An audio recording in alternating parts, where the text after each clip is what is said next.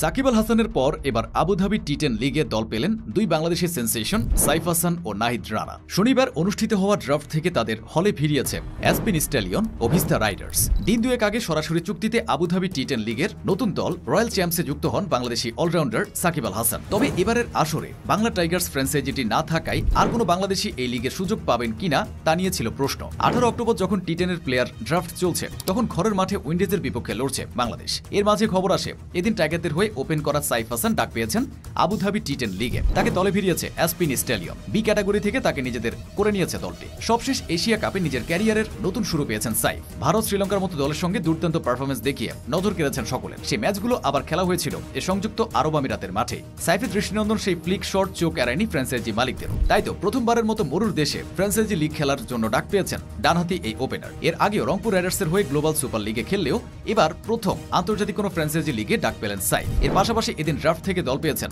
বাংলাদেশি গতি তারকা নাহিদ রানাও। 22 গজে গতির ঝড় তোলা এই স্পিড স্টারকে দলে ফিরিয়েছে ভিস্তা রাইডার্স। ক্যাটাগরি সি থেকে তাকে কিনেছে দলটি। সাম্প্রতিক সময় ফর্মটা খুব ভালো একটা যাচ্ছে না নাহিদের। অফ ফর্মের কারণে জাতীয় দল থেকেও বাদ পড়েছেন। তবে তার দেখানো গতির ঝলকের কারণেই বোধহয় তার উপর ভরসা রেখেছে ভিস্তা। এর আগে গত মৌসুমে পিএসএল এর দল পেশোয়ার জালমিতেও খেলেছিলেন নাহিদ রানা। তবে এই লিগে সাইফ নাহিদরা খেলতে পারবেন কিনা তার পুরোটাই নির্ভর করবে বিসিবির দেয়া এনওসির উপর। নভেম্বর মাসে 2টি টেস্ট আর 3টি টি20 খেলতে বাংলাদেশ সফরে আসবে আয়ারল্যান্ড ক্রিকেট দল। সাইফ তো টি20 দলের নিয়মিত সদস্য আর টেস্ট দলে নিয়মিত খেলেন নাহিদ রানা। তাই দেশের খেলা বাদ দিয়ে কি ফ্র্যাঞ্চাইজি লিগে খেলার সুযোগ পাবেন কিনা সাইফ নাহিদরা, সেটাই এখন প্রশ্ন থেকে যায়। আগামী 18 নভেম্বর থেকে শুরু হবে আবুধাবি টি10। 8 দলের এই টুর্নামেন্টের ফাইনাল হবে আগামী 30 নভেম্বর। আর বাংলাদেশ আয়ারল্যান্ডের মধ্যকার টেস্ট সিরিজ চলবে 11 নভেম্বর থেকে 23 নভেম্বর পর্যন্ত। এদিকে 26 নভেম্বর শুরু হতে যাওয়া টি20 সিরিজে তো সাইফের থাকাটা এক প্রকার নিশ্চিত। তাই হয়তো আবুধাবি টি10 লিগের পুরো আসর জুড়ে হয়তো খেলতে পারবেন না সাইফ কিংবা নাহিদের কেউই। টুর্নামেন্টের নবম আসরে নতুন ফ্র্যাঞ্চাইজি হিসেবে যুক্ত হয়েছে ভিস্তা রাইডার্স,